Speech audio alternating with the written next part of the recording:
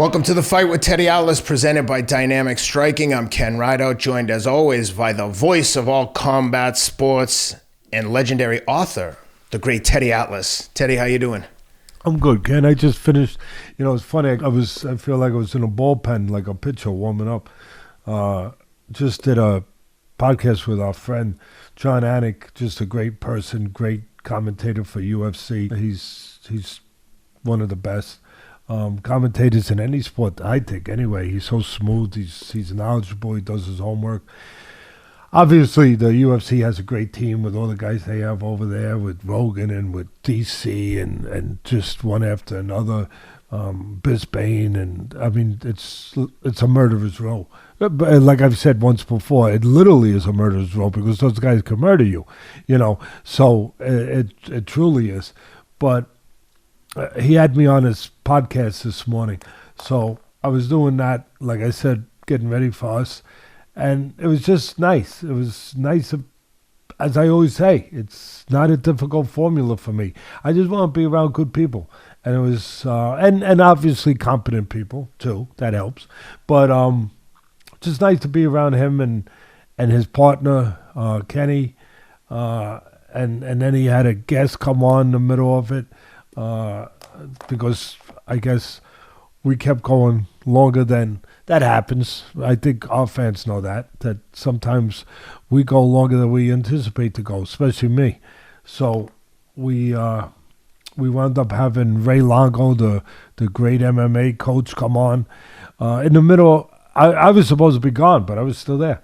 And so we talked together a little bit. He asked some interesting questions. We talked about, you know, what would it be if I could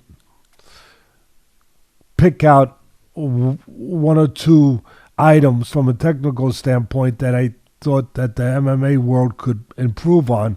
The one that stuck out to me was just defense. You know, that these guys are so offensive oriented that, you know, and they're such monsters and so tough that, you know, defense comes second. And, you know, it's something that, you know, everybody could be better defensively. But for me to be asked to pick out one thing, I thought it was that part of it, the defensive part. You know who sticks out to me when you say that is Dustin Poirier. I feel like he slips the punches and is really comfortable in the pocket, bobbing and weaving. And his he's gotten hands better, too. He's gotten better. Yeah, much. But yeah. Again, that's part of what is automatic or there with MMA and UFC in particular that's not there with boxing. They get put in with good fights where you learn, you have to get better. Where some of these guys, for their first 20 fights in boxing, we've talked about it forever, where their record's getting better and fatter, and maybe their paycheck is getting bigger, but they're not getting better fighting the guys that they're put out in front. They're not improving. They're not being forced to improve. They're not being forged in the fire, you know, in the mental aspects of it or the technical or physical aspects of it. You know, they're just going through guys that shouldn't be in the ring with them to a certain That's extent. The interesting thing, Teddy, about MMA is that even when you're in the amateur ranks in the early days of the pros, you never know who you're going to be in with. You could be in with a guy who was a world champion jiu-jitsu black belt, and if you don't have elite level jiu-jitsu, you will not survive. You might get a guy who was a Golden Gloves boxer and you've been boxing for 12 months. You are not going to survive with a guy who's a master at any one of those crafts. So the point is, you have to be on your toes from the jump. In boxing, we've seen it. They're giving real competent professional fighters, like you'd say, cannon fodder. Guys that should not be in a professional They're not boxing. getting better. Be sparring partners. Yep. These are guys that come from the amateurs that might have won the Olympics or the Nationals. They've been fighting top fighters in the amateurs for years. And now they're downgrading. They're putting them in with guys that they wouldn't get in the ring with in the amateurs. Because we're going to talk about some examples of that. They would say it's beneath them. They would say, yeah, unfortunately, because it's actually on TV. They would actually say it's beneath them. I'm not fighting that guy. I'm past that. You know, I'm not going to gain anything from that. But, you know, in the pros, it changes, of course, and They want to build their records and make money, and the partners of the promoters, the network, that's their sugar daddy. So they want to keep their sugar daddy happy by having undefeated, glossy records. But who suffers? The fighter suffers. He don't necessarily get as good as he should get. But where he's already good. He comes from, gold medal, silver medal, whatever. He's already good. He had 200 amateur fights. He already knows how to fight to a certain level. But he's not going. It's like taking a good piece of clay and you mold it, you got it looks good, and you got the design you want. But now you got to put it in the oven and you bake it so it hardens, right? So Yep. it lasts. It doesn't break. And they don't get that part of it, So a lot of times they're not getting better. They're not getting better technically, and they're definitely not getting better psychologically, where they're getting stronger in that area, where the only way you get stronger in that area is by being tested in degrees. I'm not saying, all at once, but to be tested in degrees, where you get fortified in a mental area. You become stronger. You become more resilient. You become more dependable. You're going to need that trait down the road in the pros. So, and sometimes they don't get that, but they get it in the UFC. So anyway, we had a nice conversation. It was with John Anik. It was his partner, Ken. What's his last name? Ken. Kenny Florian. Yeah, great guy. And from what I understand, he was a great fighter, tough guy. And, Great. And then, like I said, the trainer, Ray Longo. Yeah, very, very obviously successful at what he does. Very well respected. And we just had a nice conversation. It was funny because John disappeared. He disappeared for a couple minutes. And we just kept going, And then he came back about 10 minutes. Teddy, I'm sorry I had to run. I normally would never do that, but I got a call to go on with Stephen A. Smith on First Take. I said, hey, that's one guy who could talk more than me. Go ahead. Stephen's the best, And again, it's funny. It sounds like I'm being silly almost, but another good person. Yeah, I know he could talk. I know that he knows. And a friend of the show and former guest. Friend of the show.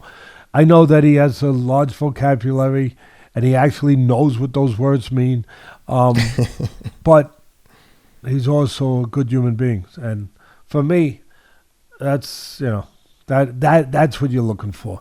That's what. Well, let me tell everyone, if you like what Teddy has to say, you'd like to hear some more stories, we've got a ton of fights to cover, so I'm going to jump in here and tell everyone. If you want to hear more from Teddy, please go to audible.com. Check out Teddy's audiobook, Atlas, From the Streets to the Ring, A Son's Struggle to Become a Man. Also available in paperback. Check it out. There it is if you're watching on YouTube. Boom. Teddy, we could talk about one other thing about the weekend. Yes. Just UConn won the national title last week. I can't believe I forgot about talking about that. Yeah, because it was last Monday night. Yeah, congratulations, Danny Hurley. We awesome. were talking about it on the eve of it happening, and they won it. They won it in a remarkable, dominant way. They stormed through that tournament like nobody before. They won every game in double figures. I mean, Yep. You talk about an extraordinary feat in the March Madness. Nobody does that. And, that's why it was never done before. But the one thing, Teddy, is I think that's worth noting here, we've talked about this before, both of us, is when you get a team like that dominant in college, remembering that we've got this transfer portal, you can leave whenever you want, the NILs, there's money involved, there's nuances involved in this game like never before at the college level, meaning you have a constantly changing cast of characters. So for Danny Hurley to step in there and do what he did with this team, with these kids coming from where they were when he got there is unbelievable. It's going to be easier now because now he's the man. They're not. He's the man. He's the man in college basketball. Recruiting. It's very important to recruit, and they're all be coming to him now. Where before it was a little more difficult because they were on big time. They weren't at the top the way they used to be. They had gone down the program, and Danny brought them back up. So, listen, Danny's the man that I'll finish with this once again. You know that I talked to the team. You know that I was involved with the team during the season, and I love the team, and I love the players. And you also know that in October, after I talked to them, I said they're going to win it. And that doesn't make me a genius. It turned out that way. I'm not John Wooden, the basketball god, coach that was a professor. But, what I was really hitching my wagon to when I said that they're going to win it after I talked to them and all was I saw the character of the guys, and character counts. Character matters. It really matters. And it plays out not only in your personal life, but your professional life, your business life, your athletic life, whatever it is, it shows up, and the character of these young men showed up. Their dependability, their care for each other, their selflessness. Yeah, they could shoot well. Yeah, they could dribble well. Yeah, they could play defense. Yeah, they could fast break. But those other elements were there too. And that's why I thought that I really felt like this team's going to do something special. And I'll finish by making a joke that it's funny. Remember years ago that your family went to Atlantic City and they would come back with a T-shirt that said, my family went to Atlantic City, I got this T-shirt. Something like that. Well, my son was smart enough to go and bet after I talked to him to bet UConn at 33-1, and he collected. Oh man, I'm happy. So my son got collected, and I got a nice sweatsuit, UConn sweatsuit. You know who didn't get a UConn sweatsuit? Me. I have to get one. Come on, Danny. I think I got the in now. I think I might have a little. I got a quick stat for you. I might have. I saw this. I saw these guys on Pardon the Interruption, and they were saying, "Do you consider UConn basketball royalty?" And the guy's like, "Good question." He goes, "Do you consider Kentucky, UCLA, North Carolina, Duke, and Indiana to be royalty?" Yes, he goes, of course. Because UConn's got the same amount of wins as Indiana and Duke, 5. And since the 2000s, Duke has 3 titles, Indiana 0, Kentucky 1, UCLA 0. UConn since 1999 has 5 national titles. So they have 4 in the 2000s and 5 if you go back to 99. Wow. I'd say from a topical standpoint, they're the powerhouse. They're the blue chip school. They've won it more than anyone else since 99 by far. Well, they are now. So congrats again to Danny. I know one thing his guys are doing. They're traveling with their Athletic Greens travel packs. Go to athleticgreens.com/Atlas. Get 10 free travel packs with your first purchase. I'm sure the team was taking these every day when they were on the road. I take a scoop every single morning. It's an insurance policy for my body's health and immunity. Keeps you from getting unnecessarily sick at times, for sure. 75 whole food sourced ingredients. You mix a scoop in the morning with water. Easy peasy, fresh and breezy. athleticgreens.com/Atlas. 10 free travel packs with your first purchase. Please check them out. Support the show. They support us. We love you and we want to see you be healthy. Use Athletic Greens. And look what it's done for Ken. Look at him. He looks younger every time I see him, and healthier and stronger. And he who knows what he did over the weekend. He probably won another marathon because this guy, that's what he does. He runs. I know one thing. He probably logged in about 30 miles over the weekend. What do you run? 31 miles between Saturday and Saturday. I did 21 miles. I did a workout to see where I was, to see if I could jump in a last-minute marathon before I shut it down for a little while. So I ran 2 by 5 mile reps. I did 5 miles at marathon pace, 5:40, 5 miles at a 6:40, like floating pace, and then 5 miles at 5:40 again. Floating. Yeah. Floating. It's not working hard, but not running easy either. Yeah, you call it floating. You call it floating. I would call it's all relative. I would call it cardiac arrest. But and the one other thing I want to add in is just as like the icing on the cake that UConn wanted and Danny Hurley, who's also a great person besides being a great coach, that they won it. It was on my daughter Nicole's birthday, so it was a nice birthday party. We went out to dinner. Happy birthday again, Nicole! Congrats on the new baby. It was just like it was nice because I told her. I said, know you this is had for a your good birthday. week. This is part of your birthday presents of winning the national title. I don't know if I'm allowed to present it that way, and I could be that forward thinking that much that I could say something that way. But I said they're gonna win the title for you. They're gonna win the title for you. And I'm sure that they probably were thinking about winning it for a few other reasons too. But I'm sure my daughter Nicole was part of it. And I also wanted to just say I hope everyone had a happy Easter yesterday and a happy Passover for the people that celebrate Passover. I hope you all had we had a great day. I hope you did too, Ken, with my family, everybody over, Elaine doing all the cooking once again. So it was great just to have a time where we could all be together and appreciate each other and love each other and all that.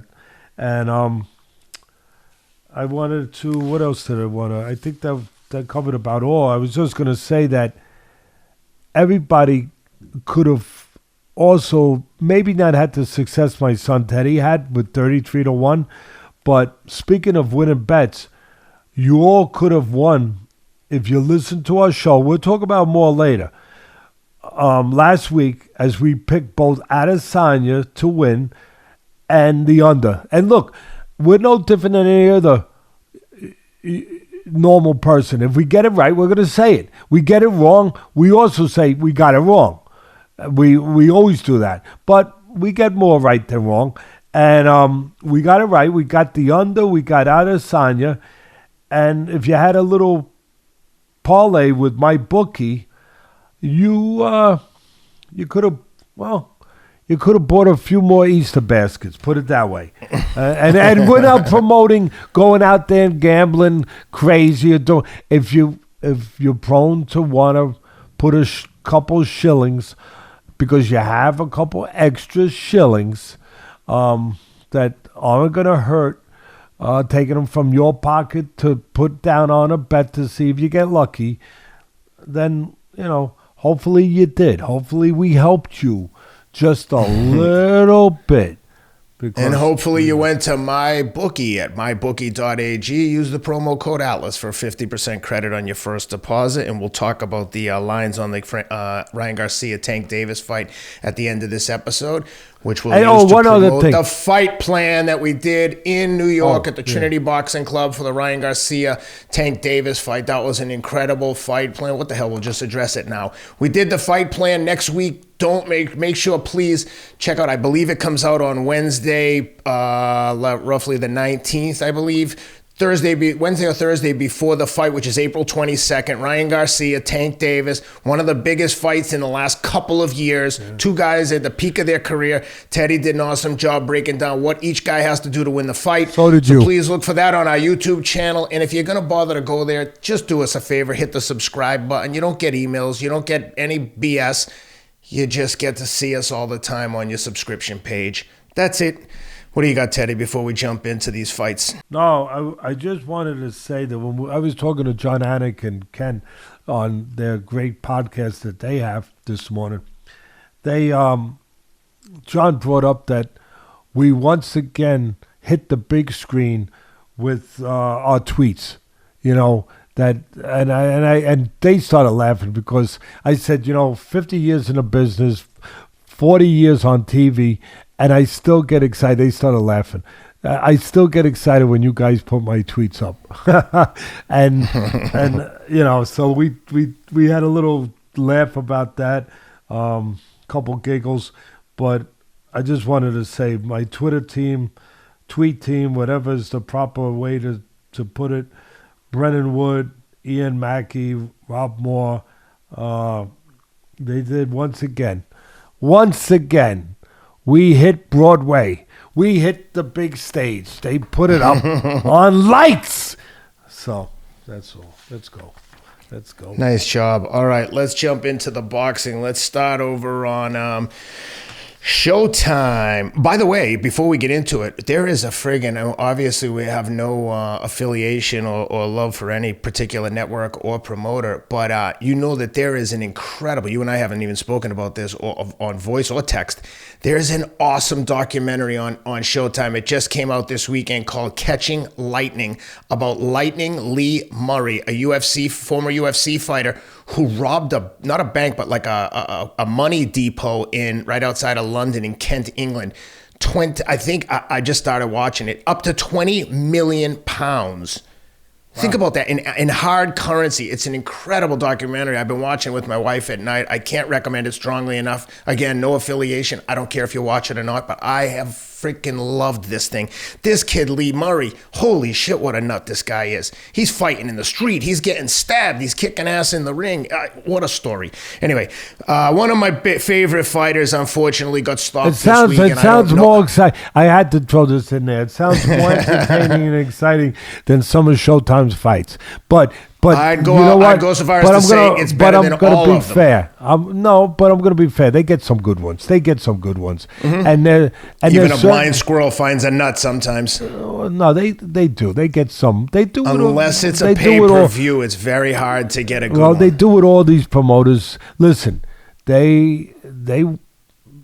boss is the promoter. They take their orders. Some of them, well, a little more so. Showtime definitely, but they take their orders from whoever their boss is.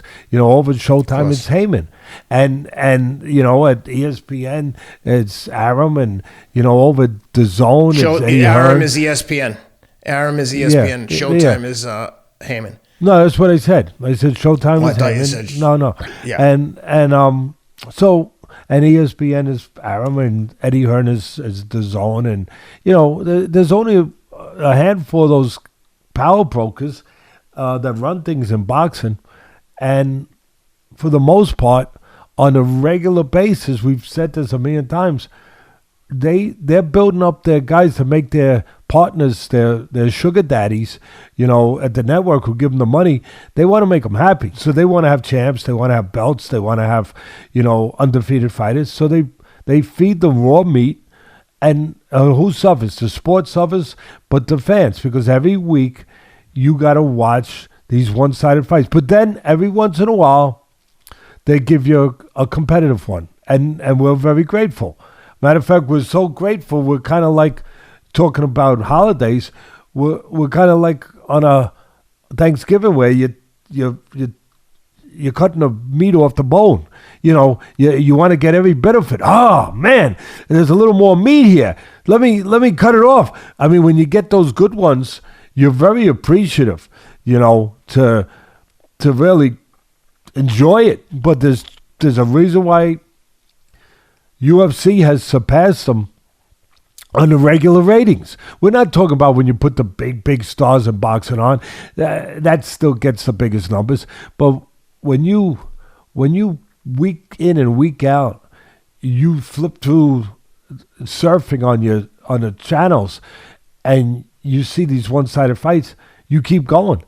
But then UFC, you pretty much can depend on a competitive fight week in and week out. You don't have to only wait for the iconic fights. You don't only have to wait for the huge fights, the pay-per-view fights. When you're just watching, like I said, their weekly shows, boxing is spending more time feeding their future prospects, soft meals to build their record, to know that they have undefeated fighters and future champions. They're more busy doing that than putting on competitive fights. You get them very rarely. Yeah, well, speaking of competitive fights, I don't think that the Fundora camp, and Fundora is one of my favorite fighters. I've never met him. I have nothing to do with him, but I like his personality. I like his style. He's always shown heart. Yeah. He talks well. And what you like I think his sister fights. I'll tell you what else you like. Seems like a nice kid. You like his flaws. What do I mean by that? He gets hit enough and has to overcome enough in fights to bring some excitement just with his flaws, because he's got a lot of flaws, defensive flaws. So you like that, and he would always win, and he would always overcome. And he was 6'6", at 154 pounds, so he was a freak in a good way. I'm not knocking him by you now, but he was, something that you don't usually see. Wow, let's see how good this guy could be. He's 6'6", and he's 154 pounds, and the other guys they look like midgets next to him. They look like little tiny people next to him. Let's see if how far. And unfortunately, that train has come into the station, and it's off the track now. And I don't know that you want to watch him anymore. No, of course. I like his hard work comes from a blue collar Mexican American family. Look, he's a great kid. Coachella Valley. He's a great Andrew kid. Cancio. But the gloss is off the rose. Like Ken. Well, for sure. One of the reasons you watched him was that it was something different. That he was 6'6", and he would give you an entertaining fight, and but he was undefeated. And how good I liked his personality too in the interviews. He was just like intelligent. All of that.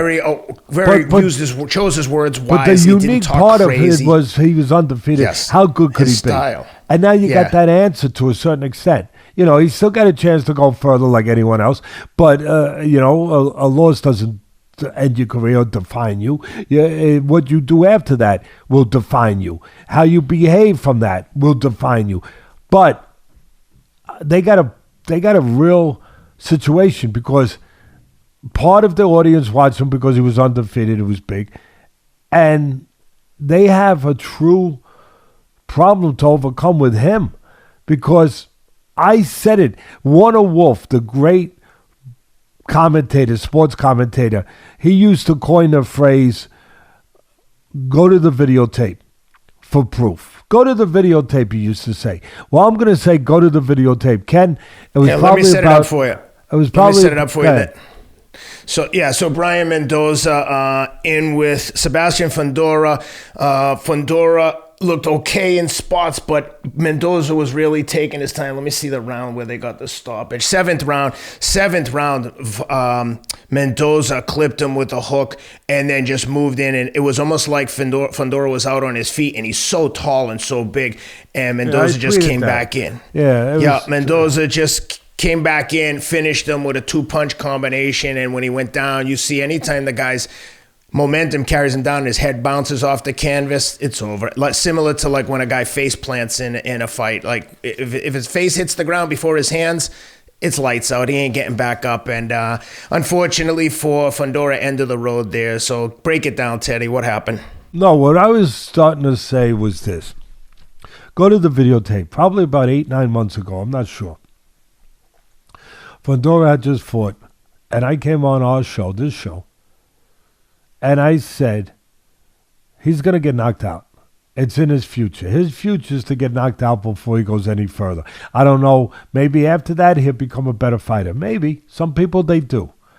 But I say he's going to get knocked out. Why did I say that? Why did I feel strongly? He was just an accident waiting to happen. Because nobody taught this guy. Everyone thought it was great. He's a tall guy and he fights with you tooth and nail and he fights inside. As a trainer, I didn't think it was great. And again, go to the videotape. I don't want to hear nobody, Teddy, you're saying that you're being a Monday morning quarterback. No, I'm not being a Monday morning quarterback. You've been saying that since I've been beating the drum on him, telling you I like him, and you have said exactly that. And here's the thing. You're 6'6", you shouldn't be engaging guys on the inside. You could do it in spots, but you're not going to make your living that way. You shouldn't be making your living that way. It should be on the outside. Nobody taught him how to use those physical attributes of long arms and height. Nobody taught him. So the reason I said he's going to get knocked out, I'll tell you why. Because once you get close, which guys are going to get close, they are. And he lets them get close. He doesn't mind. Once you get close, and he's a fighter, definitely a fighter not just in license, but in behavior. But once the shorter guy gets close to you, now everything that was an advantage actually becomes a liability. Those physical assets that started off as a physical edge, now they, as I said, they're a liability. Because now there's a lot of target to hit. Now you got a guy standing straight up, and it's like a skyscraper, a building. And there's a lot of windows to break. And somebody's going to break them. And I'll tell you another problem. Now you got the shorter arm guy who can deliver the punch because he's shorter armed, faster and harder than you can with the longer arms when you're in a close vicinity. Now you add a disadvantage with your height and with the length of your arms for the two reasons I just explained. And nobody dealt with that. Nobody. They kept going. And again, I said it 9 months ago, and then maybe 3 months later, I said it's going to happen again. After he won another fight, he got hurt, he got dropped, he got hit, whatever. He got off the floor. He showed great heart, but he's going to get knocked out because nobody is correcting these correctable flaws. And there's no teachers out there. I don't know who's trainer, his father's involved, whatever. But, and look, they got him to a certain point. Part of it was matchmaking. Part of it was heart. Part of it was power. Part of it was his skill sets. Yes, I give him credit for all that. But this day of reckoning was always coming to me. If you know anything about the business, and I do know something about the business. I should. I've been in it 50 years.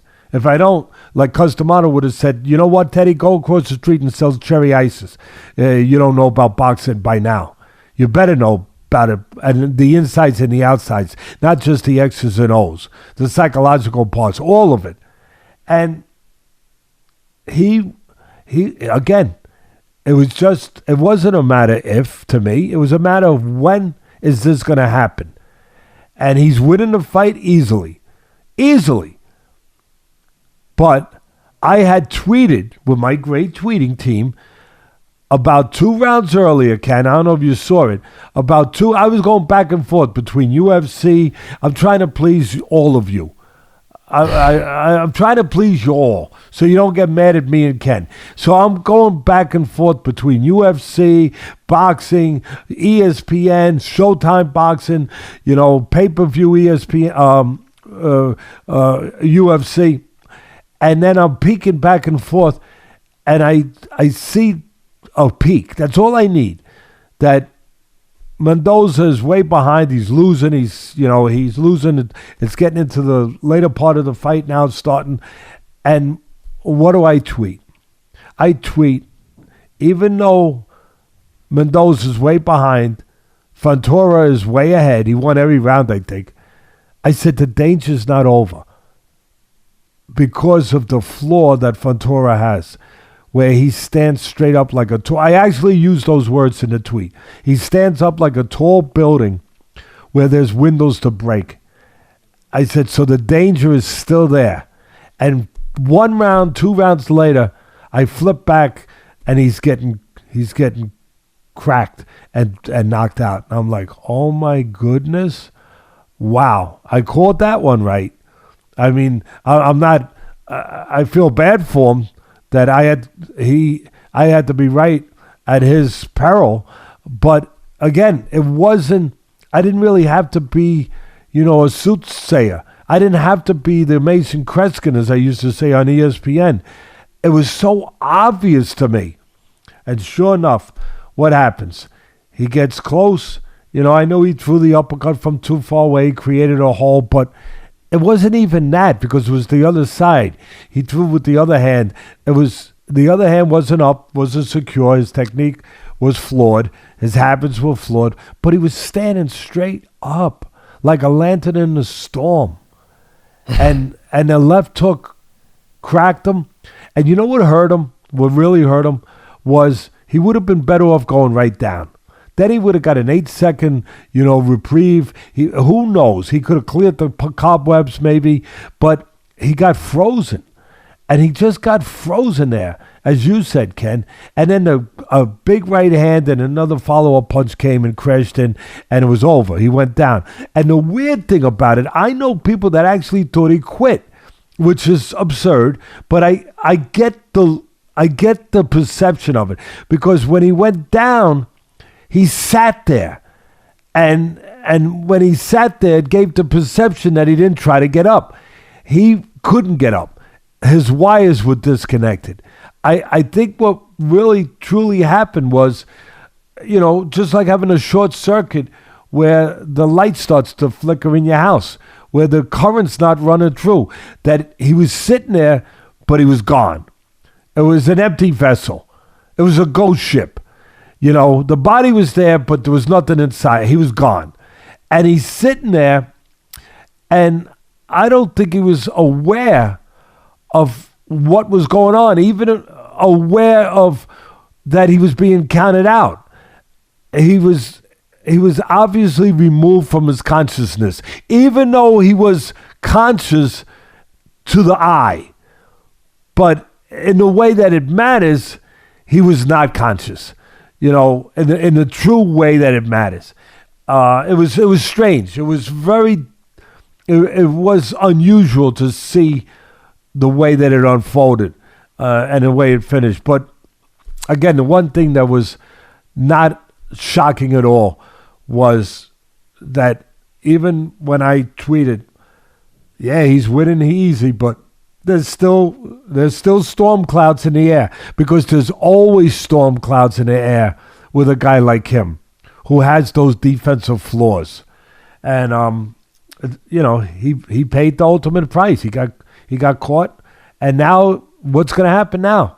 Like I said, I'm being honest. He's not the novelty he was. Now, that don't mean he can't come back, because part of the attraction to me was he was always in exciting fights, and he was a gutsy kid. But also, it was because he was tall, and he was undefeated. So that's gone now. So he's going to have to, resurrect himself, and it's going to start with something that I don't know if it can happen, because if it could have happened, it would have happened already. What is that? Correcting the flaws. Now that has to happen. I used to laugh at these commentators when he was coming up. They go, oh, he's got a chin, he's got a great... I said, just wait until he don't. Wait until the one day the wrong guy hits him or the right guy hits him. Then you're not going to be saying that, you idiots. You better hide that chin. You better hide instead of bragging about, oh, you got chin. So it don't matter that he's 6'20", he's 8'4", and he fights inside and you can hit him. Of course it matters, you morons. Oh, he absorbs it, he eats it. No, he ain't gonna eat it. He ain't gonna absorb it. One day you're gonna see, you dope. And I used to just drive me crazy. I'd hear these guys, saying, oh yeah, this is the way he fights and this is right for him. No, it's not. Just because he was getting away with it doesn't mean it was right for him. At that height, to be and standing straight up like a totem pole, like a flagpole. And when the storms comes, where's the electricity going to hit? The flagpole! Because it's up high. Same thing. Anyway, it was so sudden. It was dramatic. It was one of those sudden, sensational moments. The fight was one-sided, quite frankly, up to that point. And, you got to be happy for Mendoza, obviously. Very. Great for him in his career, but hopefully he comes back. Hopefully the guy can correct. Again, it's going to be what I said. So. Yep. Well, let's talk about a fight that wasn't close from the start, from the moment it was announced until the moment it ended. Shakur Stevenson totally dominates at lightweight over Shuichiro Yoshino on ESPN. Not much to talk about here other than the fact that it was a one-sided beatdown versus an opponent who shouldn't really been in there with him. At this point, Shakur has wiped out anyone who's not in the very, very top tier upper echelons of the division. So, and then after the fight, he called out Devin Haney, says he's been getting the best of Devin Haney for years in the ring as amateurs and in sparring. So that sets up an excellent grudge match. These guys will have a lot of mutual friends, so that should be interesting. The only reason you can call them out, I'll be honest, because part of the reason we don't get the fights we want, you can't always blame the fighter. Part of the reason we don't get the fights because of the promoter. Because if they're not with the same promoter, they're not going to fight them because they can't control both ends and make all the money and, be, as I said, in control. So they won't go across the street and make the right fight with another promoter because, they won't risk that. Either promoter won't do that. But the reason this could be made is they're both with Top Rank. Haney used to be with the Zone with what's his name, with Hearn, and give Hearn credit. He built him up. He did a hell of a job with him. But, when to get the title fight, he had to make a deal. He had to leave Hearn. He had to go over to ESPN to get the title fight. Hearn said, go ahead. Go over there. Do what you need to do for your career. And so he went over to ESPN, to get the fight against Kambosos, who was signed with ESPN. And now that fight can be made because they're both with the same promoter. So, yeah, it can. And that's what I want to see. I don't want to see Stevenson with anybody. And I'm not picking on him.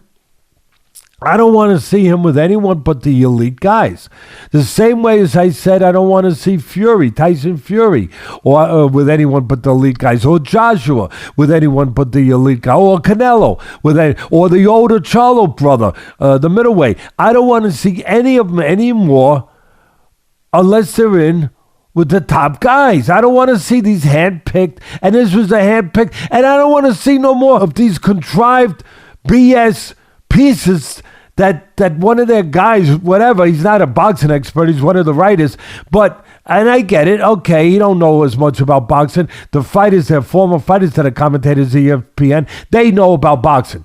But I don't want to, I know that they get a writer who can put words together and he can narrate a good piece. But really, I don't want to hear. I get it that they got to sell, and I get it they got to howl for their meals. I get it that they're working for their money. So they gotta build guys up so you'll watch. But I don't want to. Just like I said, I don't want to see these fighters like Stevenson in there with these hand-picked fights that I know what it's going to be at the end. I don't want to waste my time with that anymore. I don't want to hear these pieces, these contrived pieces that they do, that these film pieces that go 3, 4 minutes, 5 minutes long, building up. In this case, it was Shakur. It was Yoshino. It was the opponent. Building him up like how good he is or why we should, even though he's always fought in Japan and we haven't heard about this guy, that doesn't mean nothing. This guy's the guy that's and he's telling you all this stuff about why we should watch Yoshino, why Yoshino has a chance to win, why he's special, why, like in other words, you gotta watch this, and then the same thing happens. The guy shouldn't be in the ring, and then the truth always comes to the surface. When it's over with, it's like, no, he's a hand-picked opponent. So you could have saved whatever the production cost was on that piece. Really, $50,000, $20,000, $30,000, whatever it was. You had to have a truck go there. You had to film. You could have saved the money on that piece because it was all BS. And you know what? Just like the fans get tired of, you can't lie to them forever. Where they say, you're going to put them these talented guys like Stevenson, so talented. You're going to put them in with these handpicked. No, the fans are going to vote with their feet. They're going to walk away. They're going to step away. The ratings are going to drop, and they have. The ratings are going to drop. Well, they're not going to believe anymore. They're not going to watch. The same thing with these pieces. You think the fans are that stupid? It's like at a certain point, Ken. The fans see the same piece by narrated and good words. Don't get me wrong. They know how to talk. The guy knows how to talk. Oh, yeah. Just because of this, you shouldn't think this. You shouldn't think that. You should think this. And because of that, you shouldn't think that. You should. And then when it was all over with, you know what I said? Yeah, I should think it because it's the same freaking thing. The guy was handpicked. The proof is in the pudding. When it's all over with, the referee has to stop it. The poor hapless guy has no chance at all. Never had a chance, the poor son of a gun, all the way from Japan. And we had to sit through a 5-minute piece saying the guy had a chance. Please, stop it. Stop it. Stop it. Oh, my goodness. Well, Teddy, with that, before we jump into fights where actually everyone had a chance over in the UFC, but wait, let me finish with the Shakur breakdown. Not that there's much to break down. Listen, Shakur is a good fighter. But you know what makes Shakur good? His talent, his IQ. He's a smart fighter. He's got good skill levels of speed and, you know, everything else. And his defense. And his style. He has a very difficult style to styles make fights. He don't only have talent. He's got a style that's very difficult to deal with. See, but we give the truth. That's the truth. That is accolades. That is kudos. He deserves all of that. And he had a lot of amateur fights, so he's calm in an uncommon environment. He won a silver medal in the Olympics. So he's been in there with the best in the world for a long time as an amateur with a lot of fights, a lot of experience. See, those are beautiful kudos. Now, we do the whole deal here, Ken. We do the whole CAT scan here. Now, here's what he's not. And it's not a knock on him. He's a fast-handed guy who's a good counterpuncher, a good defensive fighter, who's got a high IQ, who's got a difficult style to deal with. Here's what he's not. They're not going to tell you, but I'll tell you. And again, it's not a knock. It's me doing my job, okay? You want a tissue? You want to cry? Here's a tissue. Here. No, seriously. Go cry somewhere else. But don't cry here because I'm just doing my job, okay? And I know that most people don't tell you the truth, that don't do that around you because they want to get paid. I understand. I hope you're not in a position one day where that comes back to haunt you, where you say, I wish somebody would have told me the truth. I hope you're not in that position because it's lonely, because it is. But God bless you. You're making a lot of money. You're becoming rich. You deserve it. You worked your whole life to be a fighter. But here's what he's not. Stevenson's not very exciting. Now, listen, it all depends on what your pleasure is. I've said it a million times, I'll say it real quick. If you're a guy that likes to go to a baseball game to see good pitching, hey, Shakur's your man. But if you want to go to see home runs go over the fence, he's not your man. Because but that doesn't make him a tremendous fighter. And he is. What he's not ultra exciting. He's not a finisher. If he was a finisher, he would have got rid of the guy without the referee having to get. So he's not a finisher. You know, he's not a big puncher as much as that, you know, gets under some of their skin, it is what it is. He's not a big puncher. Again, he would have got rid of the guy, you know, without the referee having to finally say enough is enough. I mean, this is not right. It's like getting sadistic over here. It's like watching one of those wacky kids pull the wings off a fly. Like who wants to watch that? I mean, that's who wants to watch that? That's not competitive. That's not right. That's crazy. That's a little one-sided. And so he's not a finisher. He's not a puncher. He's not tremendously exciting, you know. But he's a guy that's got a style that, I'll tell you, if I had a fight, I wouldn't love to fight him because it's hard to look good with him. Besides hard to beat him. It's hard to even look good with him.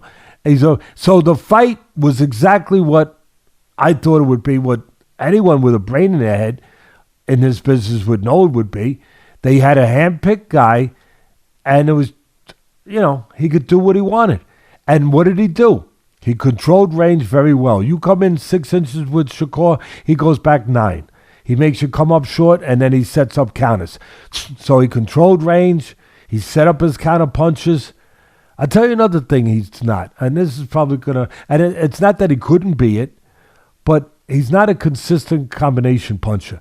He throws single shots, double shots, but I think even though he's not a big banger, you like to see him throwing 3, 4, 5, a little bit more when he can. And with this level, he definitely can. And I'll tell you why you don't. Because he is so smart. Yeah, I'm giving him credit. Because he's so cerebral. His temperament is to be cautious, to be careful, to be responsible. And there's nothing wrong with that. But there's sometimes when you're in a fight where the responsible thing is to actually not be cautious to that level. You no longer have to be. There's moments when you can do more. He's got to learn to recognize those moments a little more. Again, I'm here because I'm sure that's going to evoke some sniffles or something. I don't know. I'm not sure with the tissue. But I got plenty of Kleenex over here. But so the fight progressed where that's what it was going to be. Counter-punching, controlling range, only one guy basically getting hit for the most part. And at the end of the day, a guy that don't belong in the ring. And I would think, look, he had a great crowd. That was great in his hometown of Newark. Great crowd. Tremendous. Again, it's good for the sport to see that. But the crowd on TV they want to see something more competitive than that. And if it's not going to be a compelling style because he doesn't have a compelling style, then they want to at least see him in with somebody compelling. In there with somebody that has a chance to threaten him. And these guys don't. So like I said, no different than the others. I'm being fair right down the middle. I don't want to see Fury anymore with anyone but top guys. The top guys, whether it's Usyk, whoever. I don't want to see. I don't want to see Canelo with anyone but the top guys anymore. I don't want to see that anymore. I don't want to see Joshua with anyone but elite guys. I don't want to see the older Canelo, with anyone but top guys anymore. And I know that they have the benefit of having, being a house fighter. I get the benefits that come with that. You're the house fighter and you get taken care of, and they only keep it in-house. And some of it's not in your control. Some of it's not because, as I said earlier, the promoter's not going to let you fight someone he don't control. And if the fight that would be the best fight for the fans and for us to, for the sport is somewhere else, he's not going to let you do that unless you leave him. And you have a contract, so you can't leave. But in this case, you got a good fighter, one of the top guys in Haney, over there with Top Rank. That fight can be made, and I give credit. I give credit to Stevenson that he wants that fight. Of course, Haney has to get past Lomachenko for that fight to have significance, So anyway, that's the way that one went. Well, like I said, let's before we jump into all the action in the UFC, and we had a great card on Saturday night from Miami. I just want to point out to everyone, if you like what you're hearing about the breakdowns here, you can check out all Teddy's tips and advice and opinions at Dynamic Striking. Go to dynamicstriking.com, search the Teddy Atlas series. There's about 15 videos over there breaking down every combination, every punch you can imagine, uppercut, hooks, several different types of jabs. And while you're over there, you could pick up some of Teddy's merch at BoxRaw. Go to boxraw.com, search the 36 collection, 36 Minutes to Make Life Fair, featuring Teddy Atlas. They have some awesome stuff. If you're going to go and dress like a boxer, wear BoxRaw in the Teddy Atlas collection. Teddy, let's get into UFC. Tremendous action. Let's start with the feature prelim, which was delivered. This was a free fight, bonus fight. Kelvin Gastelum versus Chris Curtis. All stand-up, all action. Very close decision in the end. Kelvin Gastelum gets the win, gets the decision, but Chris Curtis and his team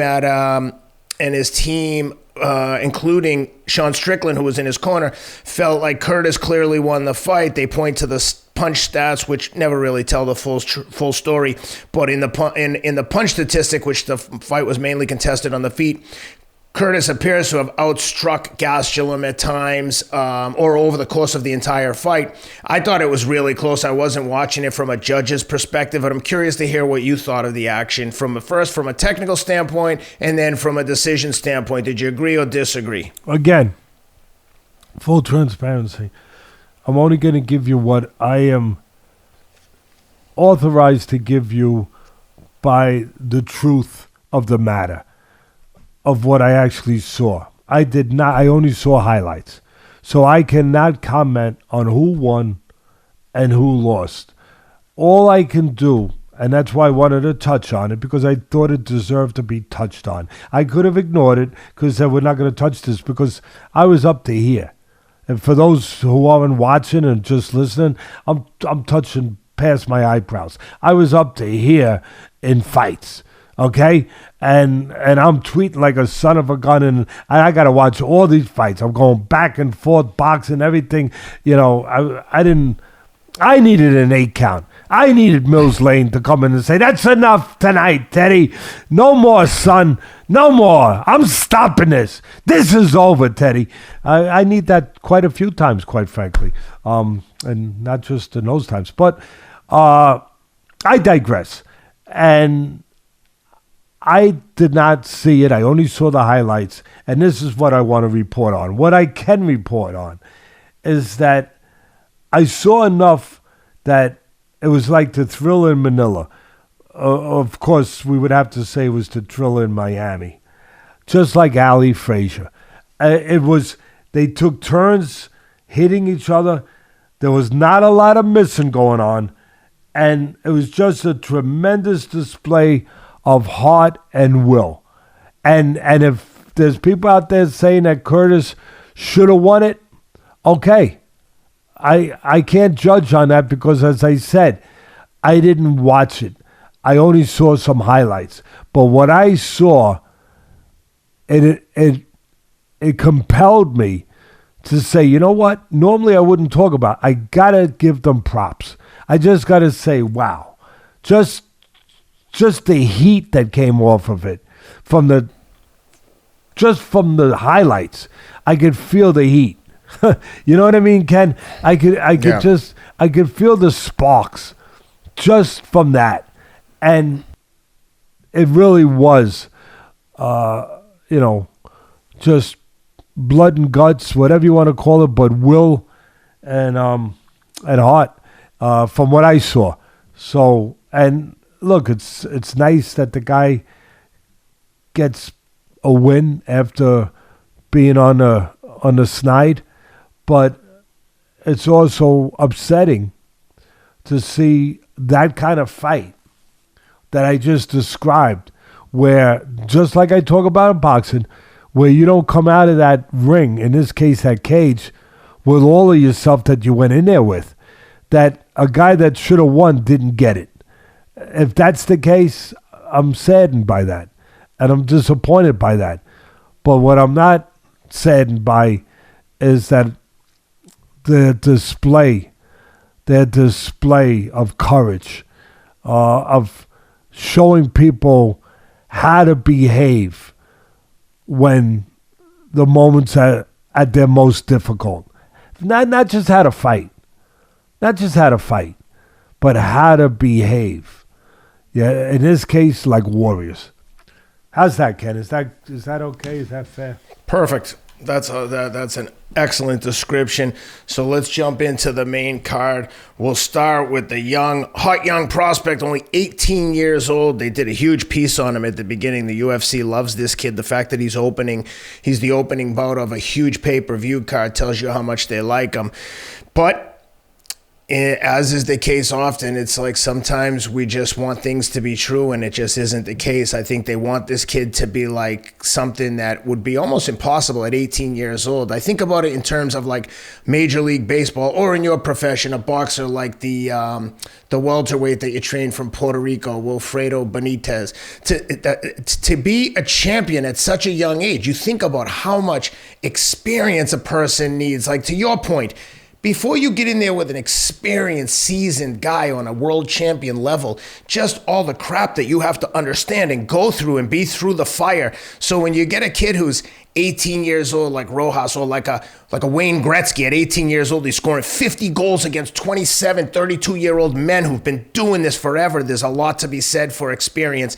So to have this kid thrown into this kind of fire at 17, now 18 years old, it's just so much to ask for. And the kid, as soon as the fight started today, I was like, Jesus, if he doesn't get him out of here in the first 2 or 3 minutes, and this isn't a knock against Chimaev, but sometimes I think about this with Chimaev. I'm like, no one has an engine like that goes that hard, that fast, and can maintain that pace.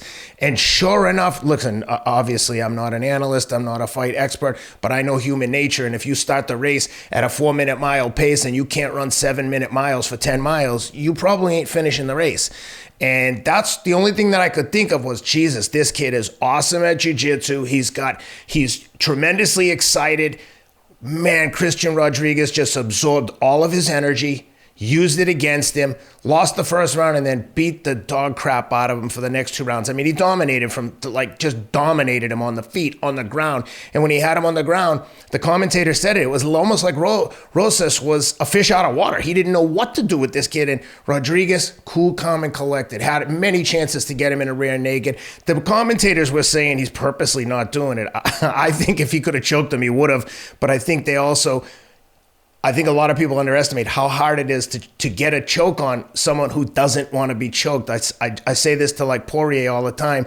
When you go for a guillotine choke in practice, it's not that hard to get because most people don't want to break their neck to get out of there.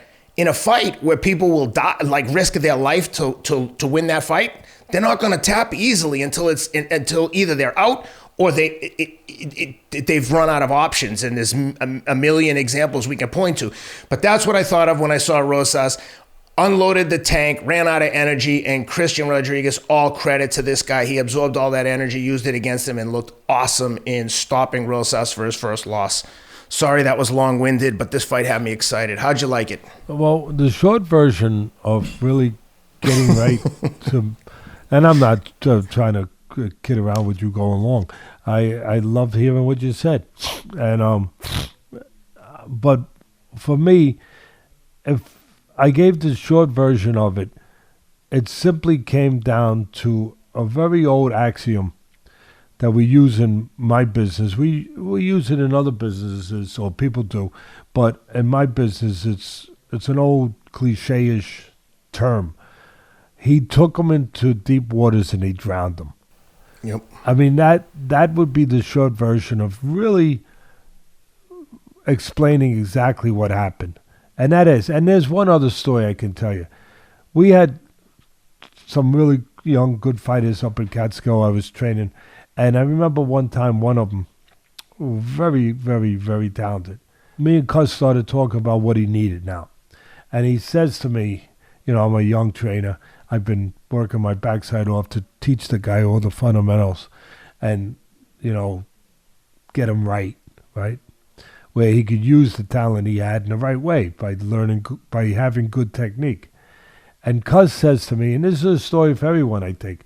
Cuz says to me, Teddy, he only needs 3 things now. So I'm all ears. Okay, Cuz, what's those 3 things? I thought I gave him everything he needs. He needs experience,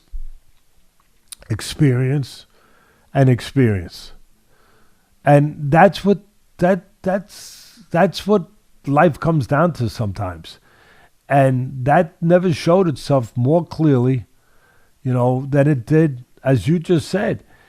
than it did Saturday night in that cage in Miami, where Rosas showed talent. He was running too fast. When you don't have the experience, it's not just about conditioning. It's about the mental part, knowing you can handle yourself in a certain area that you don't know yet. That's what you need to know that knowledge, that confirmation. People need, they're not machines. They need to be confirmed. They need confirmation that I'll be okay. And you don't know you're going to be okay until you've been there, until you have that experience. And that's part of it. Not knowing if you can be all right in those altitudes, in that competition, at that level, until you know. And when you don't know, there's other forces that take over. You run too fast. The engine is running, idling too fast. You know when you're in an engine, Ken, you know a lot about cars, and it's idling too fast, and you got to slow it down. You're burning up too much gas. It's just idling too fast. When you don't have the experience, when you haven't been in those places, when you haven't gotten to the point where you can be really, truly calm in an uncalm environment, you idle too fast. You're running too fast. And the experienced guys will take advantage of that. It's kind of like the story I tell my grandkids about the tortoise and the hare. It's a great story, Ken. It's as old as time, where the hare is so fast, the rabbit, he runs out in head, and he starts, running, and he gets way ahead, but the tortoise just keeps coming. The rabbit gets lost here and there, wastes a little time, do this, do that. That happens with inexperienced rabbits, inexperienced hares. And what happens? The tortoise just keeps chugging along, and he gets there first. And the rabbit can't believe it. With all the speed, with all the talent, there's something to being steady. And you can't get steady without experience. And that's the one thing that Rosas was missing. He showed in that one round that he has talent, to build on. There's a reason why the head honchos, Dana White and everybody that know their business, are excited about Rosas. Yep. There's a reason. He showed that in the first round. But he also showed the reason why he's not ready yet, because of that lack of experience.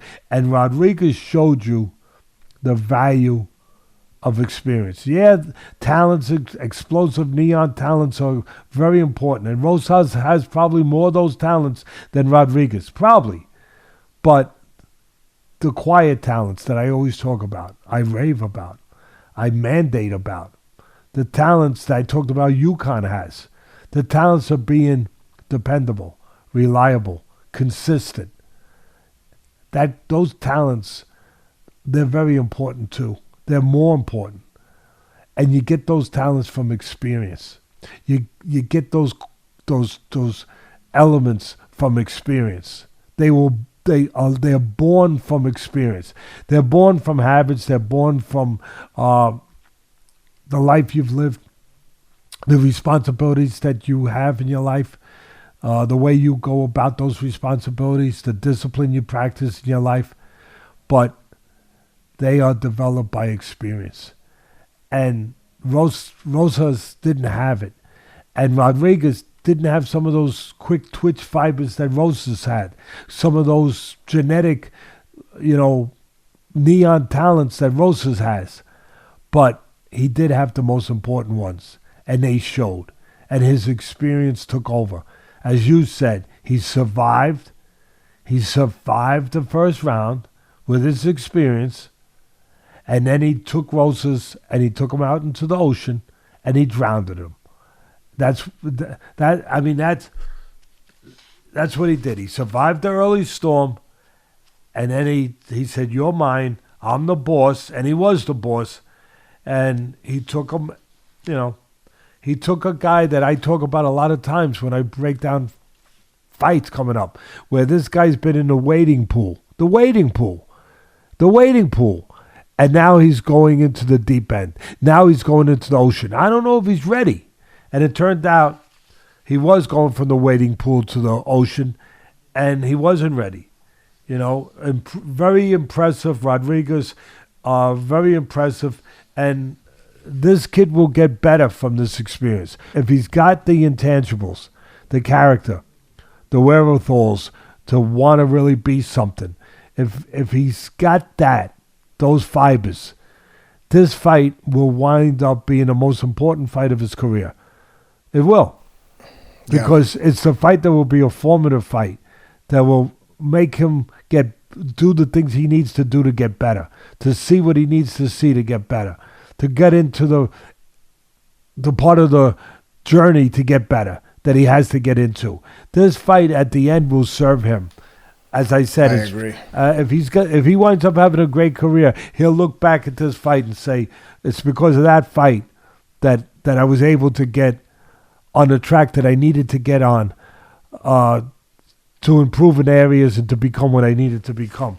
So that's all I have to say about that. Two quick comments. The first one is when I think about the expression taking him out into the deep end, into the deep water and drowning him, it reminds me of, and Rob can attest to this, is like Ironman racing. Everybody wants to qualify to go to the big one in Hawaii. And to do that, you might race at, Ironman Texas, where you're in a lake and it starts in waves. So there might be 200 people in your age group, men 40 to 44, go. And you're in a lake, you got on a wetsuit, it's relatively calm on a relative basis. Then you go to Hawaii and you qualify for the big show, and it's 2,000 plus A-type, alpha-type guys, and it's a mass start, and you start floating in the water 15 minutes before the race starts in water over your head, so you're treading water. Everyone's jockeying for position. Everyone thinks they're in the Olympics.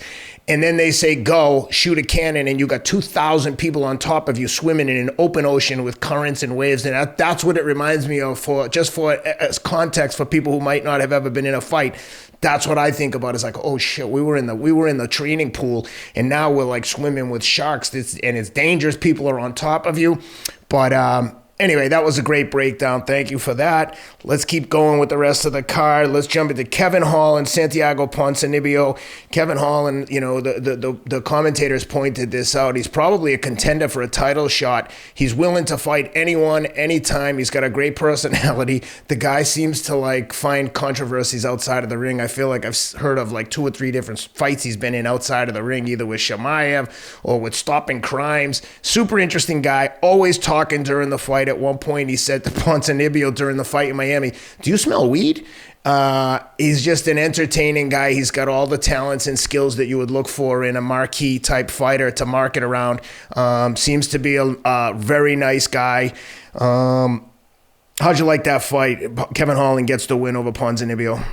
I'll reiterate a little bit of what you said. I really like Holland as a person. He's very likable, very amiable. How could you not like, from at least what we know, what we see? Yeah. He's smart. He's got a great personality, and he's got lots of physical talent. For me, the one problem, or maybe stumbling block, that could hold to him a little bit from, the very, very, very top, because he's got enough talent to be the very, very top. There's no doubt about it. But the one possible hindrance from being at that very top, or just more consistent maybe with all the ability that he possesses, is it's all what I talk about. It's all upstairs. I always talk about 75% of my business is mental, no different for MMA. When you're getting in that cage and the threats are what they are and the environment is what it is, things change quick.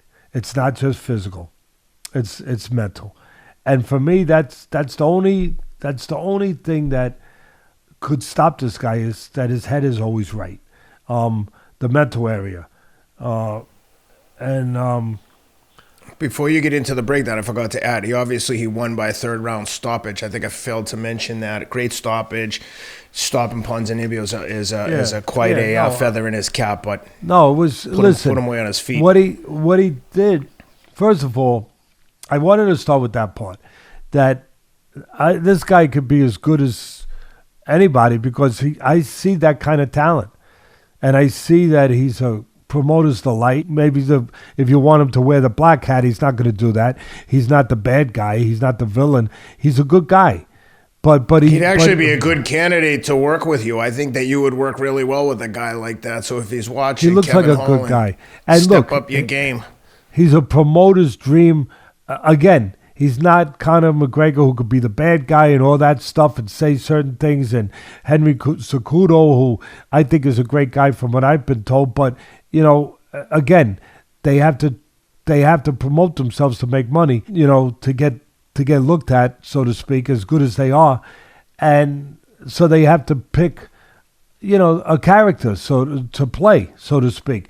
But for me, Holland plays himself to a certain extent. He's an amiable, great personality, a people's person. I think he's a promoter's dream. Again, even though he's not doing the derogatory things, the crazy things that get a lot of attention in the promotional world, I like what he does. He's a fun guy to see and to be around, to hear. He's, like I said, as far as the talent meter goes way up. It goes way up. It will come down to, like it does always, to the mental side. How consistent he can be, in this realm of pressure, in this cauldron. There's this cauldron of fire that these guys have to go into. Forget about the physical side. How consistent can he be? How strong can he be in those areas from a mental standpoint? For me, that comes down to confidence. It comes down to true belief.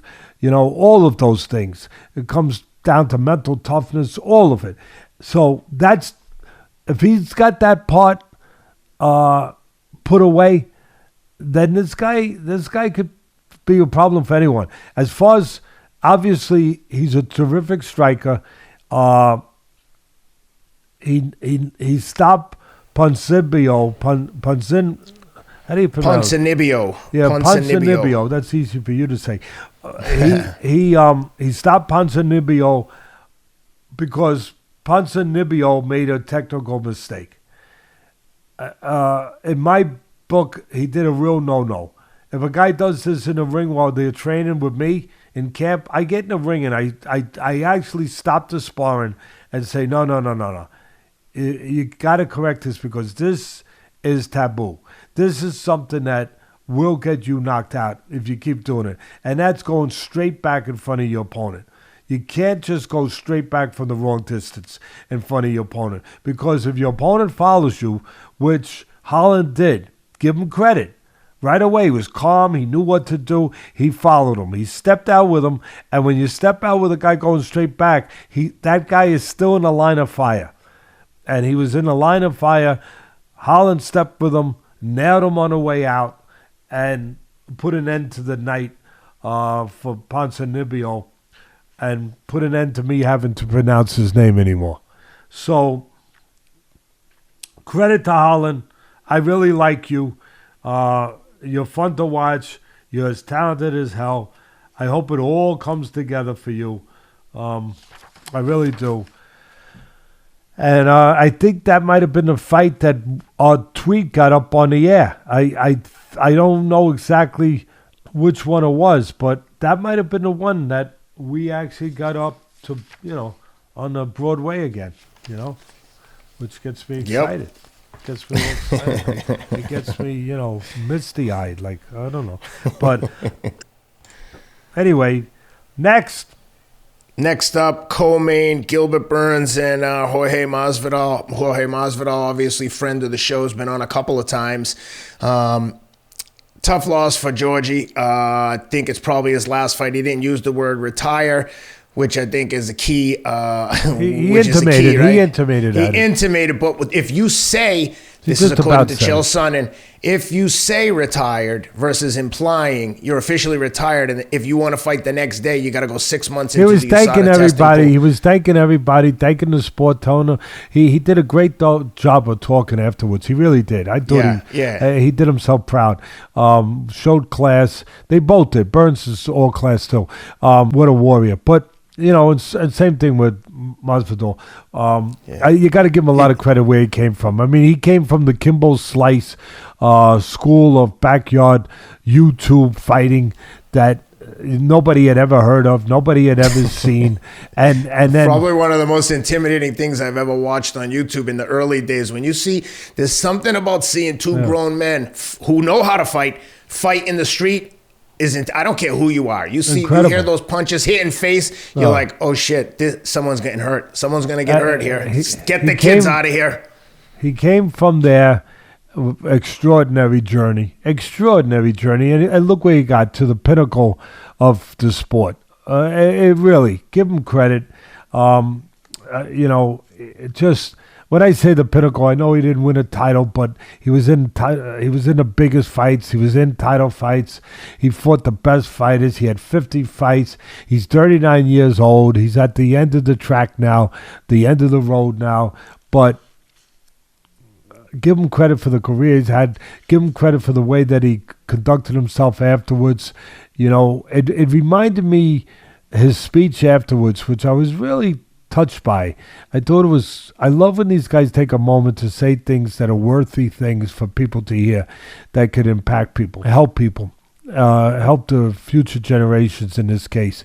And the way he talked was what I used to talk about on ESPN. I used to talk about how boxing saves people's lives, how many kids that has saved their life, and that nobody talks about that. They talk about the brutality, the knockouts, the blood, all of that, the dangers, but not about how it's saved so many kids' lives, changed them, turned them around, not only made money for them, but made men out of them, made better people out of them, gave them direction that they didn't have. That boxing did that. I saw an example. I was listening to him, and I was saying, wow, MMA, UFC does the same thing. He basically was saying that UFC saved his life, that it took this kid that had nothing, whatever he was, and it just gave him a life. I don't know if it saved his life, but it definitely bettered his life and bettered him in turn as a person, as he evolved through the things he evolved in that life, in that experience, in that journey. So I was very impressed by that. I was impressed that he had the right fight plan. Obviously, he was a big underdog. I was impressed that he had the right fight plan where he knew that he had to strike. He didn't want to go on the mat. He's very good at escaping takedowns, and he did a great job of surviving and escaping takedowns when he had to, Masvidal, and he's really good at it. But he didn't want to be on the mat earning his living, trying to win a fight with this jiu-jitsu master and grappling master of Burns. So he was striking. He had the right plan. He was moving, trying to keep him off balance, trying to, mix things up enough where Burns couldn't get set. And, just keep changing things enough. As I said, keeping Burns off stride. And he did a great job in the first round of making it a very close round. He probably lost the round because at the end, Burns took him down. And that it wasn't much to separate the round. So that probably won the round for Burns. But either way, it was a smart round for him. At 39 years of age, he had to be smart. He had to come up with a specific plan. He did. He gave himself the best chance he had at this point in his life and career to win, to be competitive. It wasn't to be. After the first round, you got the sense the tide was coming in. You know what I mean, Ken? Yep, that for sure. The tide was coming in, because then Burns said, okay, freak this. I'm going to get him to my place of geography I always talk about. It's always about the geography, getting to the geography that fits you with your skill levels the best. And for Burns, it was to take him down and get him to the mat. And he got him to the mat. He controlled the round.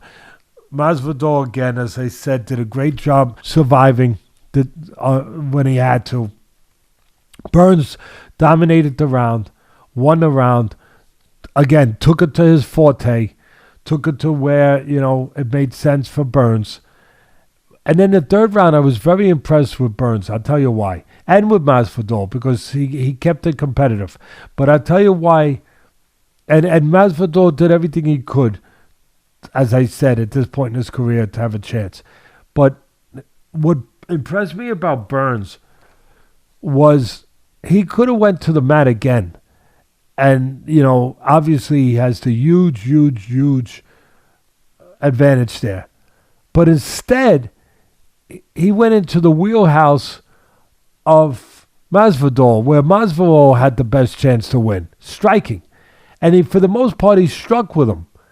And he won that game. He landed enough hard right hands, and Masvidal showed a good chin. He took some really, really good right, because I know that Usman in the second fight had knocked him out, but so people would say, well, what if he can? Listen, Burns is strong. He's a physically strong son of a gun, whether on the mat or landing a punch. And he landed some good right hands on Masvidal, and Masvidal handled them pretty damn good. He got impacted, but he handled them damn good.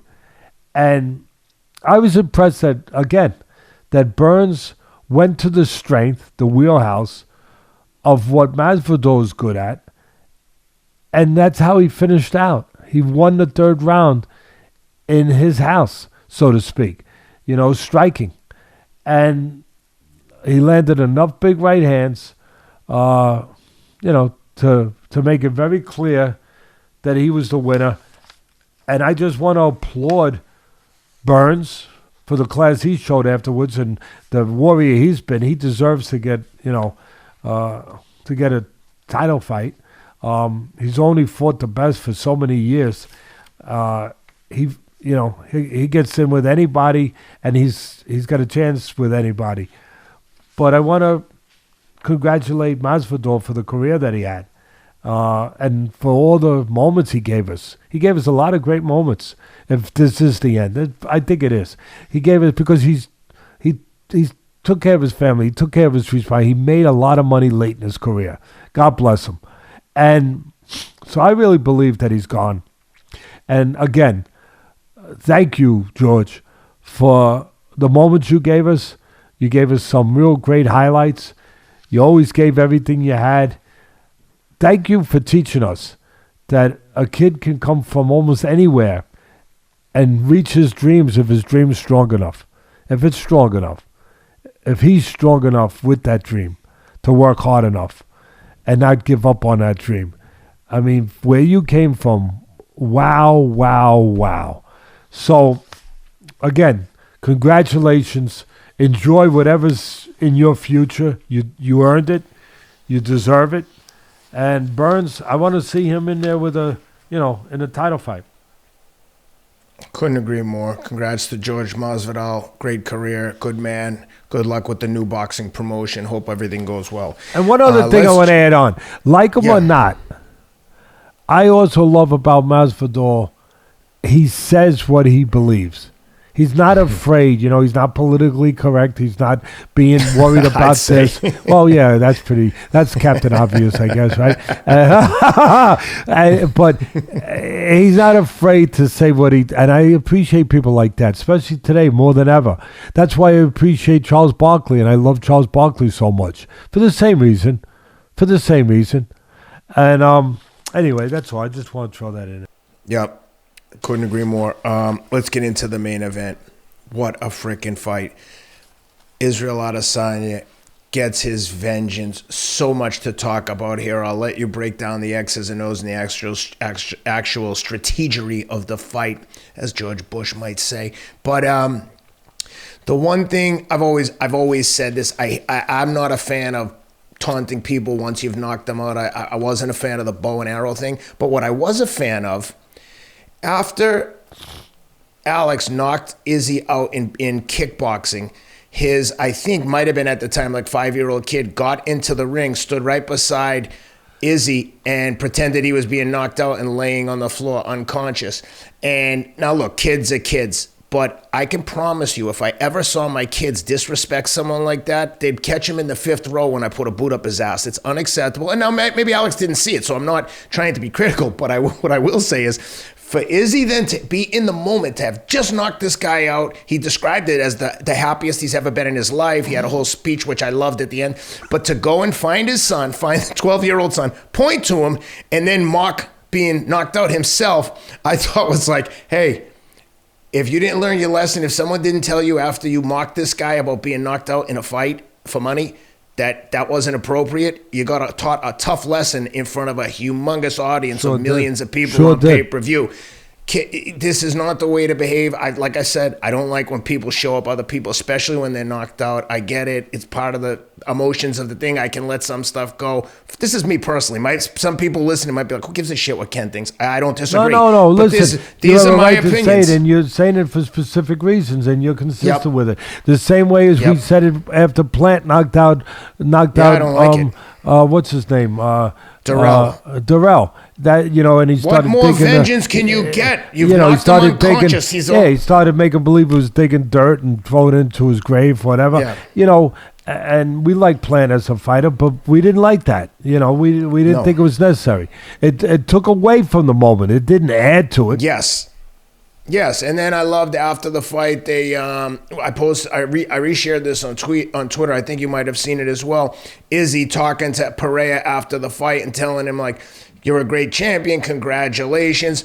But I also liked Izzy's response at the press conference, because look, if I'm Izzy, I'm not chomping at the bit to get back in there with this guy. He's now been knocked out twice. He's beat him once. He lost a controversial decision.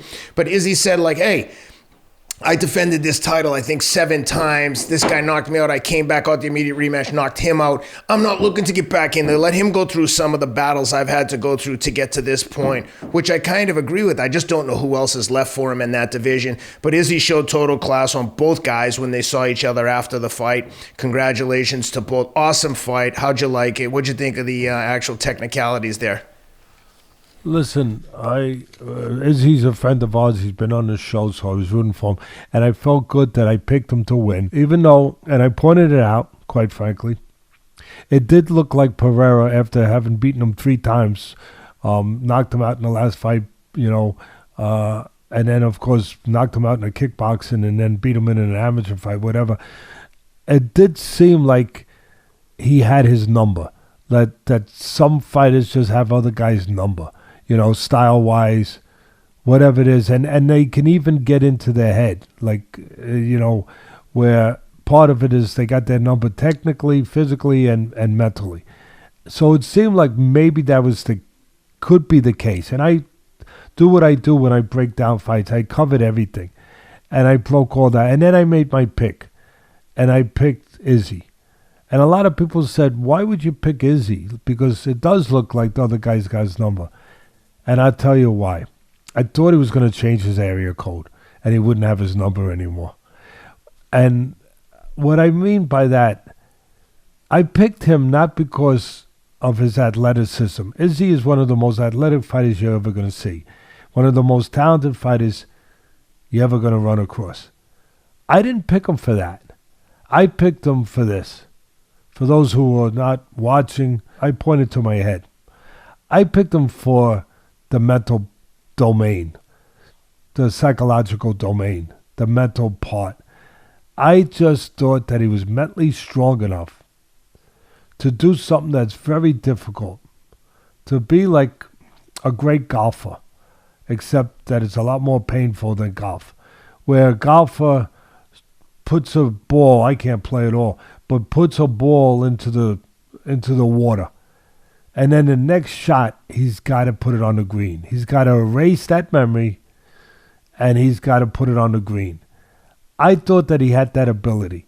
I thought he had the mental capacity, Izzy, the mental strength and toughness, fortitude, cerebralness, to separate what happened and do what he had to do to win this fight. It wasn't because of his athleticism. I know that that's how he won his fight, with his physical talent.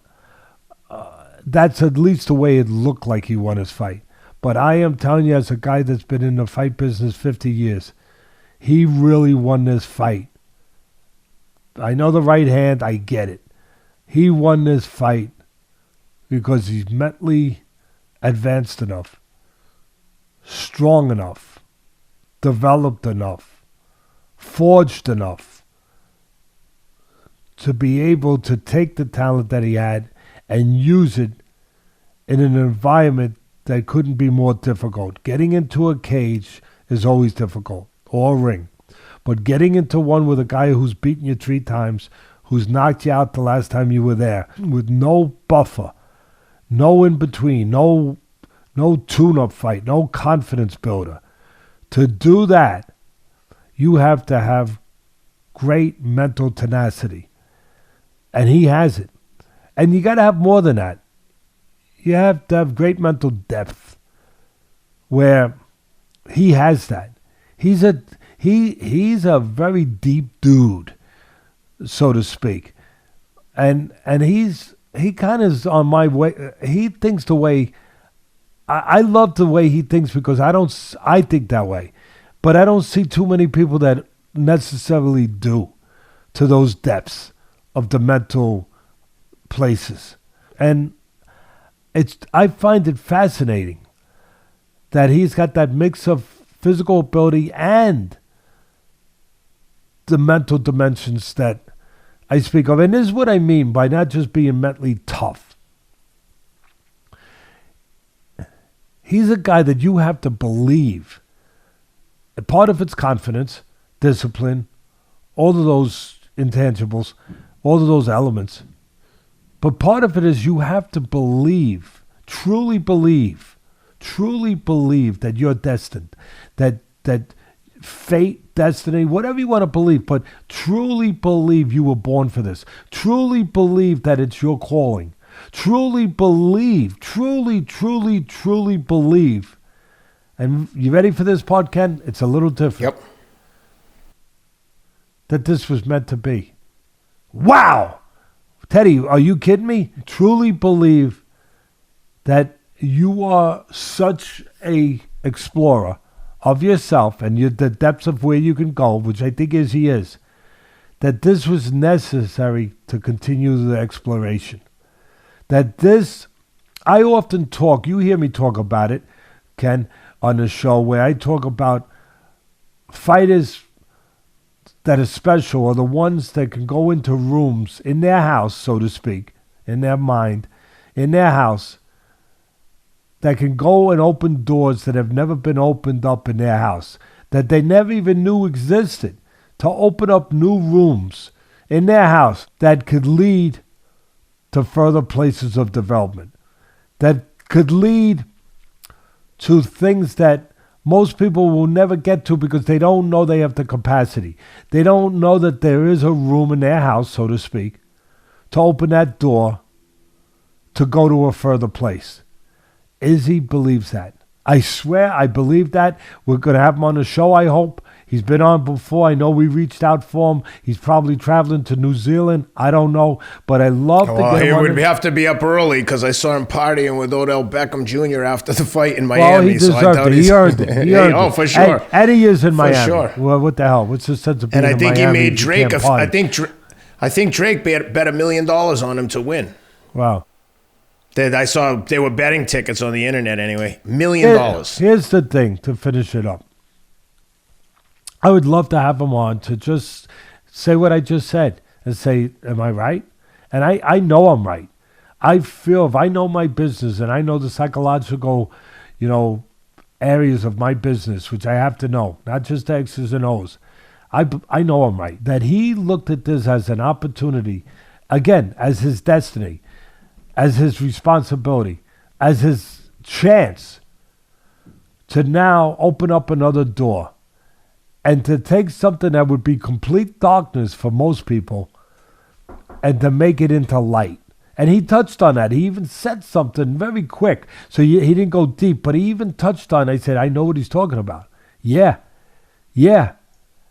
And I believe that he's of that belief, of that mindset, where he looked at this as this is a chance. There's not darkness here. There's light. There's a light now. I'm gonna get past the darkness of the loss, and I'm gonna find the light that this loss has created. It has created an opportunity for me to find light that I didn't even know existed. Yeah, I'm good. I won titles. I did this. I did that. But I could be even better. There's more to me. There's more rooms. Again, I'm going to go there. There's more doors to open up in Izzy's world. And he looked at this as a chance to open those doors. As other people would look at it as just darkness. And they'd be scrambling around like you do in a room when there's no light, trying to find the light switch. Oh my God, I hope I can find the light switch. I believe that he knew that this was brought upon for a reason. And he understood the reason. It was to bring more light. Not to bring darkness, but that this situation of defeat, of terrible defeat that he went through and suffered through, that it was to open his eyes to the light that hadn't been found yet, that he searches for, because he's that cerebral, that he's searching for something more. How can I get better? How can I go further? You know, like those guys that go to the Tibet hills, the Tibet mountains, looking for something. Going up there, looking for something that is going to make their life more complete. That's going to bring them to a further place of understanding, in whatever it is that they're dealing with. I really believe that. I really believe that Izzy felt that this was going to take him to a further place of development, a further place of understanding. It was up to him now to follow the light. Not just deal with the darkness, but to follow the light, that this actually was creating an opportunity for more light, to get to another mountain that can bring his skills out that haven't been brought out yet. As good as they've been, they haven't been brought out to the utmost. And I think that belief, that confidence, that comfort with that allowed him to have the training camp he had, the belief he had, keep it quiet, but know. Kind of almost know like it's been written already. Like I really feel he felt that way, like it's been written now. This all happened for a reason. It's been written. I got to go now. And I just have to make it official and color it in, so to speak. It's been written. I just got to sign off. And I saw him in the tunnel. And I know how to read people in this business after all the years. And I could see if somebody in this kind of event, this kind of moment, this kind of pressure, it's great pressure coming off a knockout loss. Unbelievable pressure. It's like a fog where you can't breathe. Some guys, they get overridden by the fog, by the mist that comes, by the pressure. It becomes too much, and they almost become zombies. They're there, but they're not there.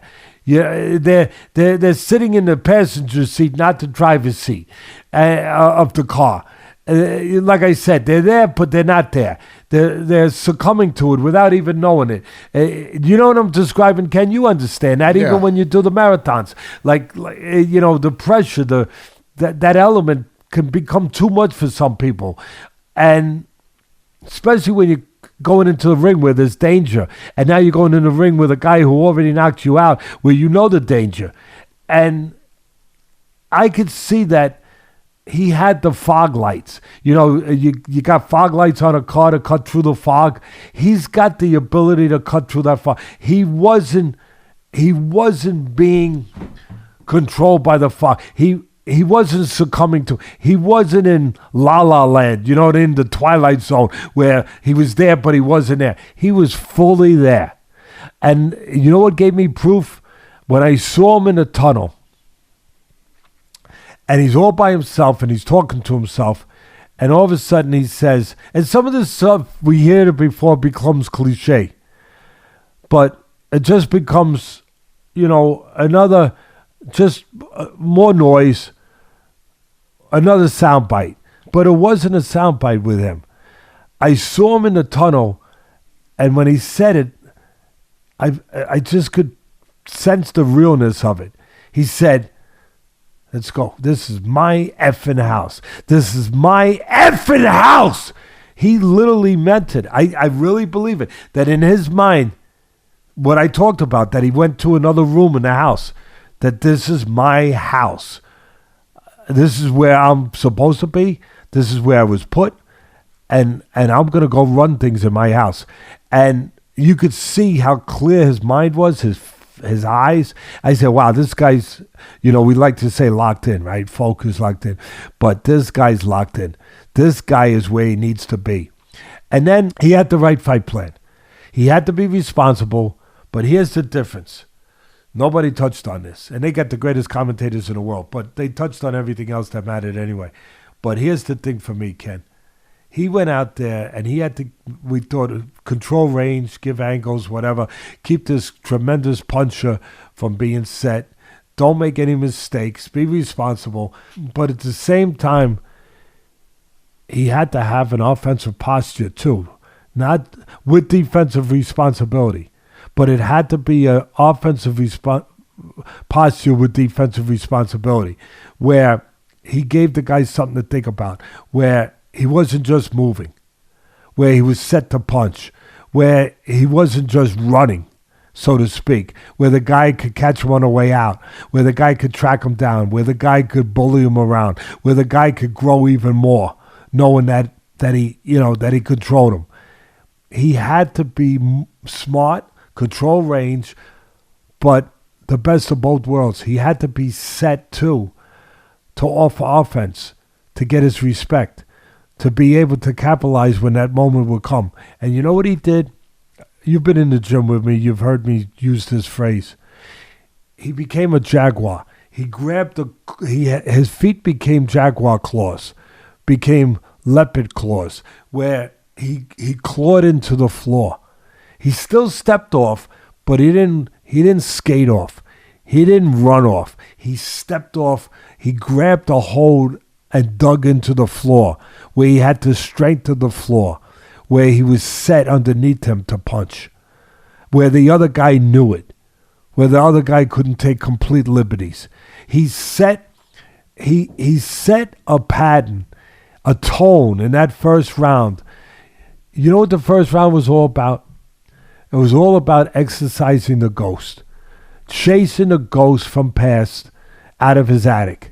Get the hell out of my freaking attic, you son of a bees. Get out of my attic. And he set the tone by having a round where it was a very close round, but it didn't matter. It was a competitive, close round, but it was a round he needed to exercise the ghost to get to the next stage of this fight. And he believed that there was going to be a moment. He believed that was ordained, that there's going to be a moment. And then what happens? So he gets through, he goes back to his corner with the confidence, with the ghost removed. That's what he needed. It didn't matter if he won the round. He went back that he had that kind of round. And now he comes out for the second round, and there's no doubt. The bigger, stronger monster, Pereira, is winning. He hurts him with a leg kick. He hits him with a leg kick. He puts him up against the ropes, or in reality, the cage. He puts him up against the cage. He hits him a good body shot. I don't know if anybody saw that. And he hit him with a knee, but nothing was purely clean. But it was enough to impact him. He hit him with some punches. It impacted him, but it wasn't clean. He was fine. He was good. He was still together. His vision was there. He had the night goggles on. He was seeing everything. And at that moment, I transported somewhere else in my mind. You know where I transported? Where I looked at this, I said, oh my God, this is eerily similar and reminiscent of something that I know. something I've seen before. And you know what it was? Zaire. It was Zaire. It was George Foreman and Muhammad Ali, and Ali late in the fight playing the rope-a-dope, and all the big shots from the monster. And Pereira's the monster, the big bully, if you will, the big powerful guy that could knock a tree down. He was Foreman. He represented Foreman. Pereira was Foreman, and undefeated the whole thing. And he's throwing these shots, and he's on the rope. I know it's not the rope, it was the cage. He was doing the cage of dope.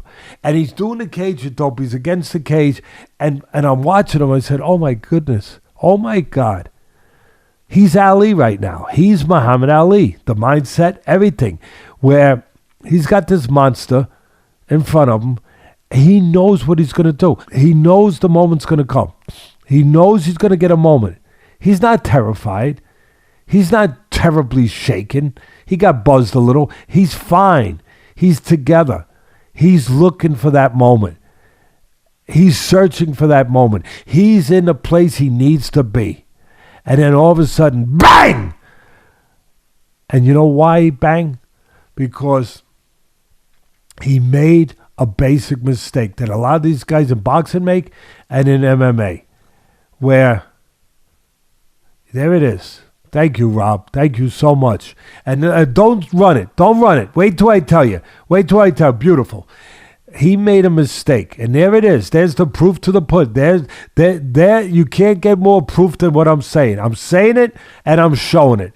He made a mistake that is a taboo thing in my gym. And when I teach a fighter, the one thing they can never do, ever, even if they get away with it, they can't lead with a left hook in front, because you know what you're in front of? You're in front of the right hand. And you know what? If you ever learned anything about simple geometry, straight beats round. A straight right hand beats a round hook. And when I never, ever, ever, ever, ever allow my fighters to lead with left hook, I drill them till they're sick of hearing me. You can't lead with a left hook in front of a guy, because if you do, you might get hit a right hand.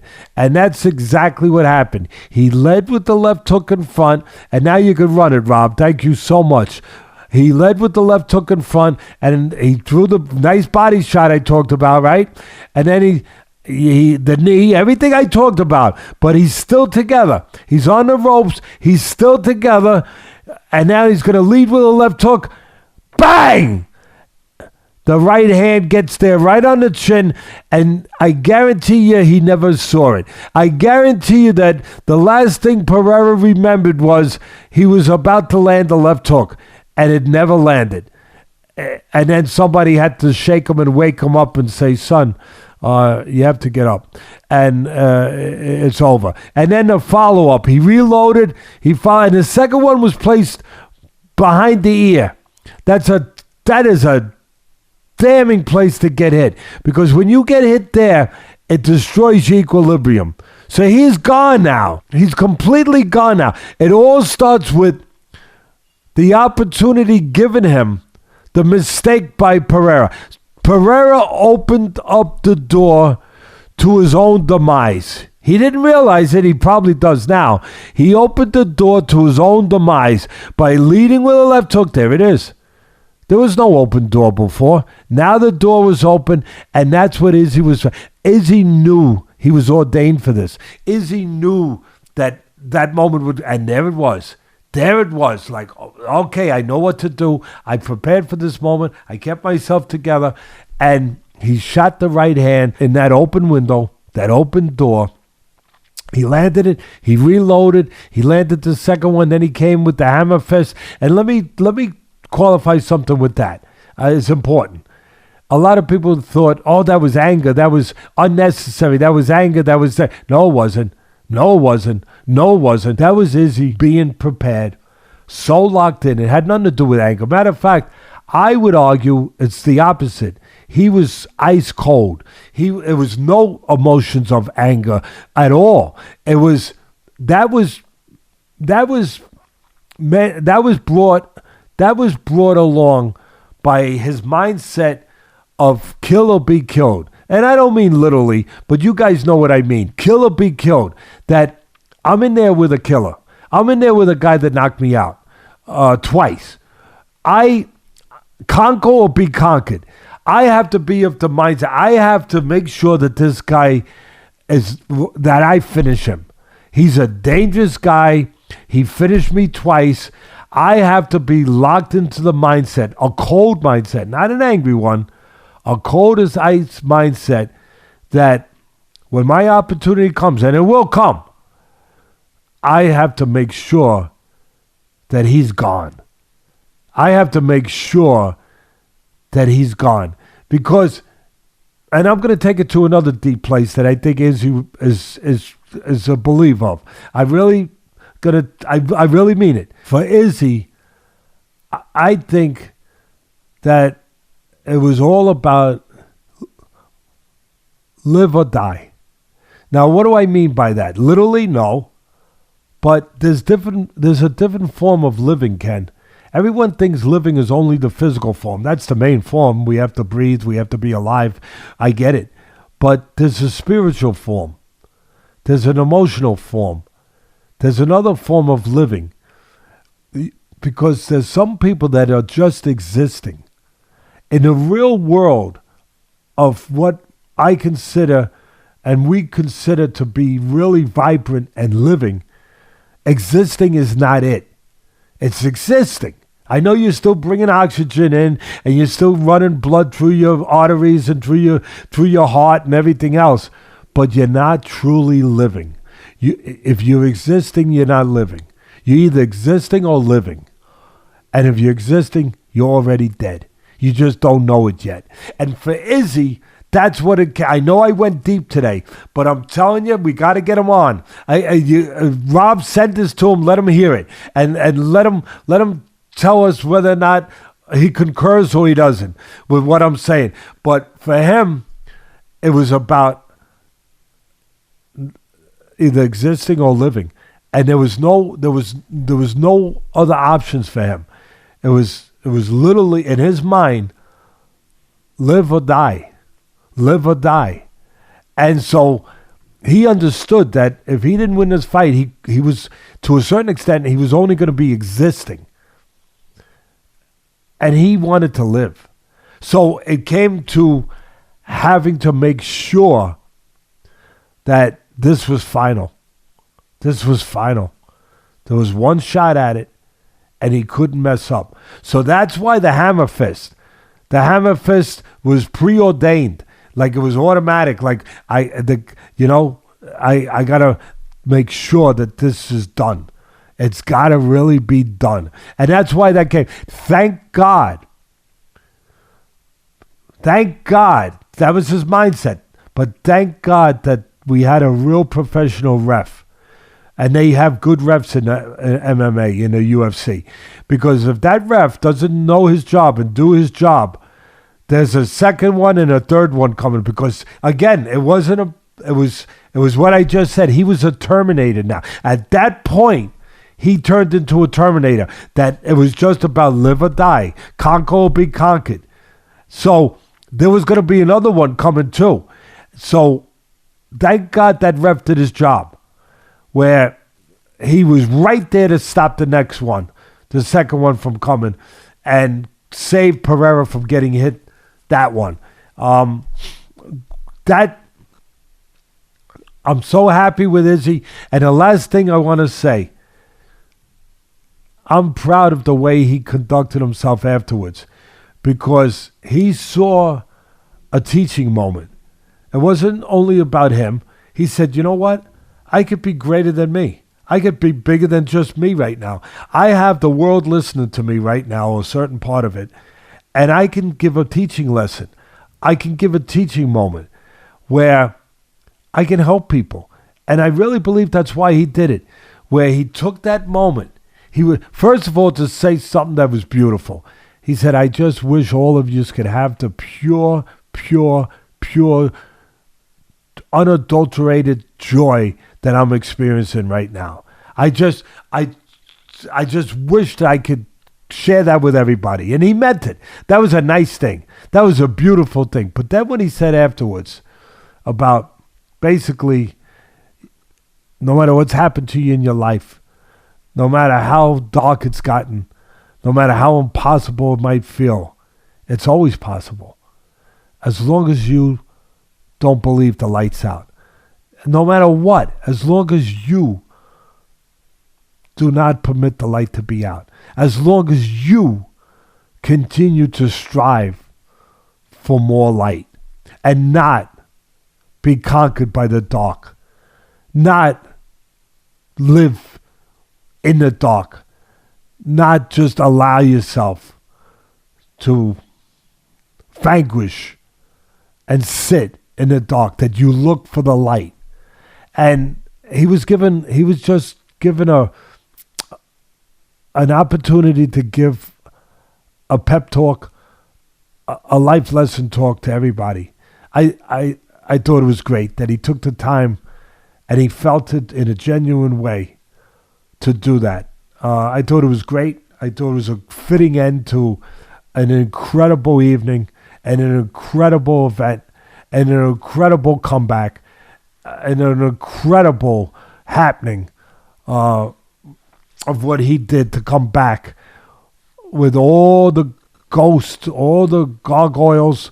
Can you imagine all the boogeymen that were trying to surround him in his mind, after what he went through, losing to this guy for the third straight time, for him to come back and vanquish this guy and to do it the way he did it.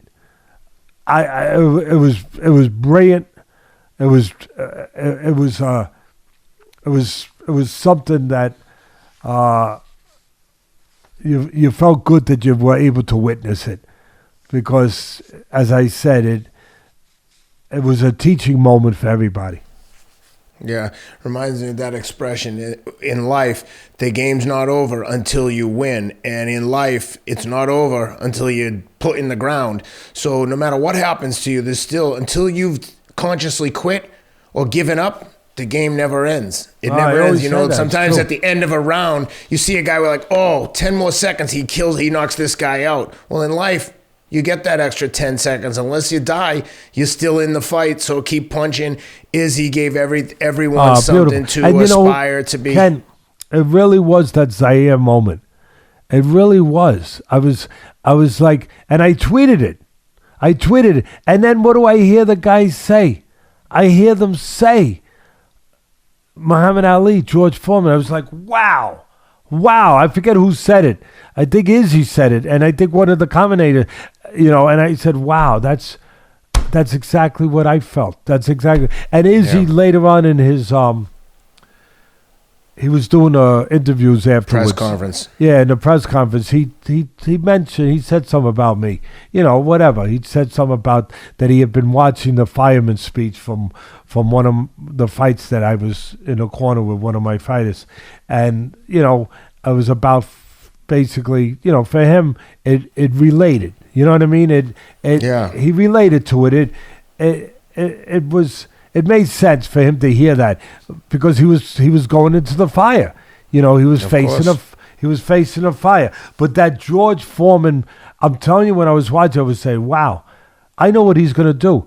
He's going to shoot the right hand just like Muhammad Ali did against George Foreman, when George Foreman threw a wide punch or a slow jab, whatever, he threw the right hand over. I don't know if it was inside a hook or on top of a jab. But I said it's the same thing. And sure enough, it really was that Muhammad Ali, George Foreman moment. Yep. No, I agree. That is... Well, Teddy, I think we've broken it all down this week. The other thing I want to talk to you about next week, we don't have time today, but the disappearance of Otto Wallen. My friend Frank Shattuck, the tailor, he always asks me, what do you think's going on with Otto Wallen? He looks great against Tyson Fury. The guy can't get a fight to save his life. Him and his trainer, Joey Gamach, that's the Swedish heavyweight who gave Fury all he could handle. You got anything else before we say goodbye? No, I think that's enough.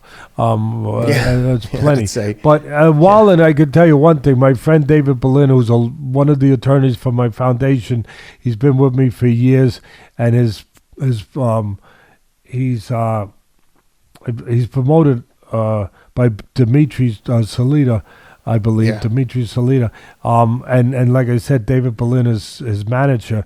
I know they have him, and I know that they got him some. They had a deal with Showtime, I believe, or Showbox, where they had gotten him 1 or 2 fights there. But I don't know what's going on. I don't know really if he's been injured or if it's Yeah, just no, we'll come back to it next other week. stuff. I'm sure giving Fury fits in that fight ain't helping his prospects for getting in against anyone other than someone who has to fight him. But we'll cover it all next week. Teddy, thanks for all the breakdowns. This was incredibly thorough. We gave you over 2 hours of analysis and breakdowns here. Hope to have Izzy on the show, and we'll talk about it more next week because the fight's not for 2 weeks, but we've got a fight plan coming out with Ryan Garcia and Tank Davis. We were in the ring in the Trinity Boxing Club. Coming out Lower Wednesday, Manhattan. right? Wednesday. So. Yeah, next Wednesday. Yep, next Wednesday. The fight's a week from Saturday, so we'll talk about that next week as well. But with that, thanks everyone for being with us. Hope you enjoyed this. Teddy, thank you. Have a great week, and we'll see everyone next week.